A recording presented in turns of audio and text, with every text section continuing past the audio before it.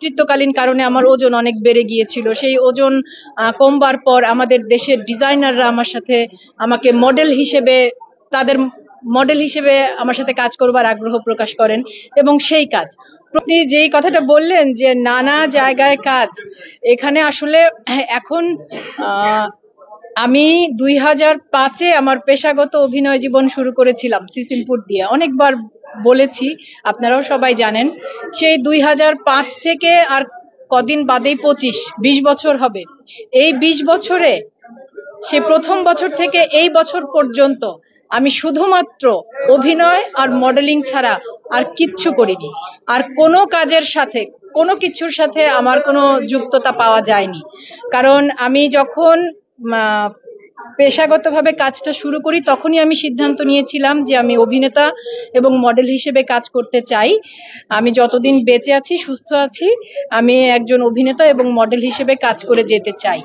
এবং এই 20 বছরের মধ্যে যেটা ঘটেছে যে যখন আমার কাছে যে কাজের প্রস্তাব এসেছে অভিনেতা হিসেবে, কখনো মঞ্চ থেকে, কখনো টেলিভিশন থেকে, কখনো চলচ্চিত্র, কখনো ওটিটি, এবং মডেল হিসেবে স্টিল শুট বা বিজ্ঞাপন চিত্র বা ওভিসি, যখন আমার কাছে যে কাজের প্রস্তাবগুলো এসেছে তার মধ্য থেকে যে কাজগুলোর ব্যাপারে আমি আগ্রহ বোধ করেছি সেগুলোর সাথে যুক্ত হয়েছি।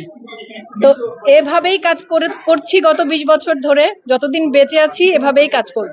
তবে এটা খুব দারুণ ব্যাপার যে আমার প্রথম কাজ সিসিমপুর, সেই কাজ থেকে শুরু করে এই 20 বছরের আমার বিভিন্ন সময়ের বিভিন্ন কাজের প্রতি আমার প্রথম বিজ্ঞাপন চিত্র অমিতাভ রেজা চৌধুরীর গ্রামীণ ফোন, তারপরে আরেকটি বিজ্ঞাপন চিত্রে কাজ করেছিলাম আফজাল হোসেনের touch Bangla bank mobile banking, প্রথম সিনেমা তৌকির আহমেদের হালদা, তাজিদুল আওয়ালের ছিটকিনি, প্রথম ওটিটির কাজ আশফাক নিপুণের কষ্টনীর ওয়েব ফিল্ম।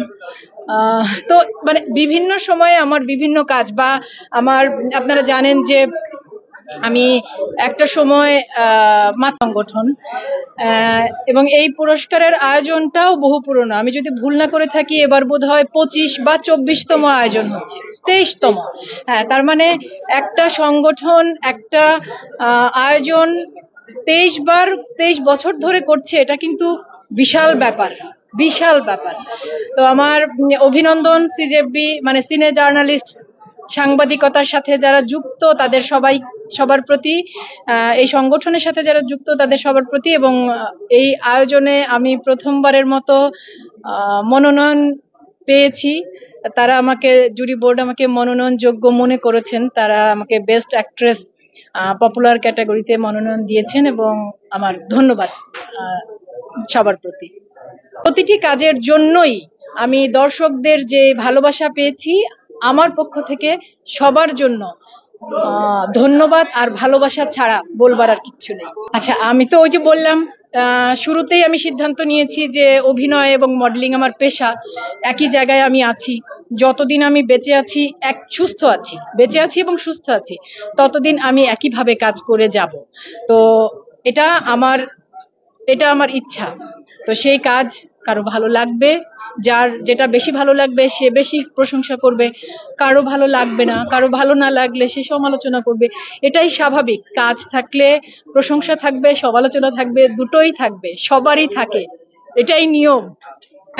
এটা না আসলে একটু কিছু জায়গায় আমাদের মানে কি বলবো আমি, যে ব্রিজ এখনো তৈরি হয়নি।